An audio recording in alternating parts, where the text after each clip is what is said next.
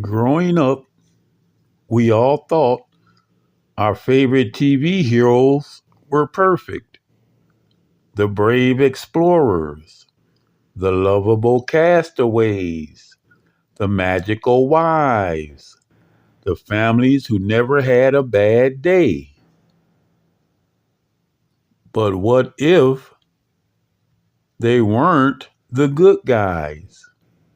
What if we missed the signs, the motives, the mistakes, the secrets hiding in plain sight? This is the show where I revisit classic television, not with nostalgia, but with investigation. Welcome to The Good Guys, or were they? This is an expose on the Robinson family and the truth behind the heroism. On the surface, Lost in Space looked like the perfect family adventure, a wholesome crew of explorers united by courage as they drifted through a dangerous and unpredictable universe. But when you peel back the shimmering sci fi optimism, a different picture emerges. One filled with questionable leadership, ignored warnings, and decisions that may have pushed the family deeper into danger than they ever realized. This is the side of Lost in Space the reruns never talk about. The Robinsons, America's first space family, or a dysfunctional crew. Professor John Robinson, heroic or controlling? He was marketed as the perfect father figure, brave, brilliant, steady. But watch closely. He dismisses valid concerns from other crew members. He often charges into danger without a plan. He demands obedience even when his choices clearly put everyone at risk. Some episodes even show him ignoring scientific logic he claims to respect, leaning instead on instinct or authority. Was he really the courageous leader or just the loudest voice in the room? Maureen Robinson, the quiet power no one noticed. Maureen was presented as the calm, nurturing mother, but she often fixed crises the others created. Look closer. She questions John's decisions more than fans remember.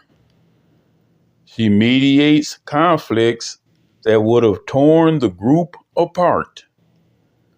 She keeps secrets to keep morale up.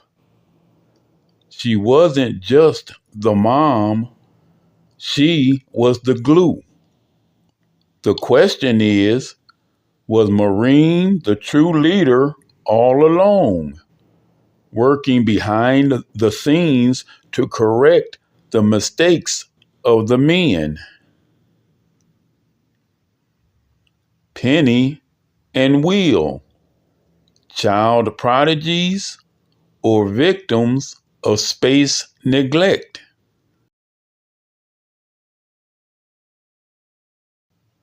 The Robinson kids were smart, curious, and adorable, but they were constantly put in life-threatening situations They were used as bait, distractions, or negotiators. Their emotional trauma was never addressed. If a modern audience saw this today, the headline might read, "Parents take children into uncharted galaxy with minimum safety protocols." Were they brave? Sure. Were they protected? Not even close. Judy Robinson, the eldest daughter or the most overlooked strategist on the ship.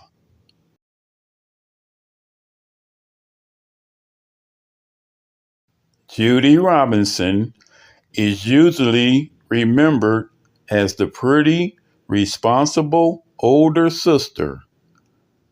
But that's only the surface. Look deeper. She was emotionally steady even when the adults panicked. She often saw problems before others noticed. She was one of the few who could calm Don's temper.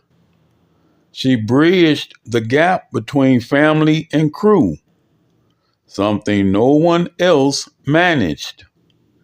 She watched the dynamics, understood people's motives, and stayed quiet, but observant. Judy wasn't loud, flashy, or dramatic, which is exactly why her influence gets ignored. But watch how many episodes turn only after Judy speaks up, warns someone, or redirects chaos. Was she the quiet one? Yes. But she might also have been the real stabilizer, keeping the mission from falling apart long before Smith ever showed up. Judy didn't need the spotlight to lead. She led through calm logic, and the crew survived more than once because of her. Major Don West, the hot-headed hero or the crew's most dangerous wild card. Don West was introduced as the ship's pilot, skilled, rugged, dependable. But when you watch closely, a different truth emerges. He constantly questioned John Robinson's leadership, sometimes publicly. He let personal emotions override military discipline. He was quick to fight, slow to think. He took unnecessary risks that put the entire crew in danger. His hostility toward Dr. Smith often escalated instead of solving situations. In many episodes, Don operated like a man who couldn't decide whether he was protecting the Robinsons or just trying to prove he was the real leader. He wasn't a villain, but he wasn't the steady hero the show pretended either. Don was a loose cannon, and sometimes the most dangerous thing in space isn't aliens. It's a pilot with something to prove. Dr. Zachary Smith, villain or the only honest one? Dr. Smith is the character, everyone loves to hate: the saboteur, the schemer, the coward. But consider this: Smith was terrified, isolated, and outnumbered. His motives were often survival, not malice. When he warned the Robinsons about danger, they almost always ignored him until it was too late. Was Dr. Smith deceitful? Absolutely. But was he also the only one who admitted his flaws instead of hiding behind a heroic facade? Quite possibly. The robot, protector, or time bomb. Everyone remembers Danger, Will Robinson! Danger! No, Will Robinson! But few recall the robot malfunctioned often. It was responsible for several near-fatal incidents. Not one, not even John, fully understood its programming. Was the robot a friend or a ticking technological wild card?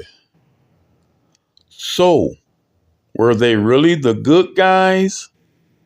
Maybe, but maybe not in the way the show wanted viewers to believe. The Robinsons were brave, yes. Resourceful, yes. But they were also reckless, secretive, flawed, and often the cause of their own crises. And perhaps that's what made Lost in Space so human. Not a story of perfect heroes, but of imperfect people drifting through an unforgiving universe, trying to hold themselves together. Because in the end, maybe the real question isn't, were they the good guys, but is any family still the good guys when they're pushed far enough into the unknown? This has been The Good Guys, or were they? And I'm your host, Ted Smith, your classic shows investigative analyst. Be sure to subscribe so you won't miss any of the upcoming episodes. And thank you for listening.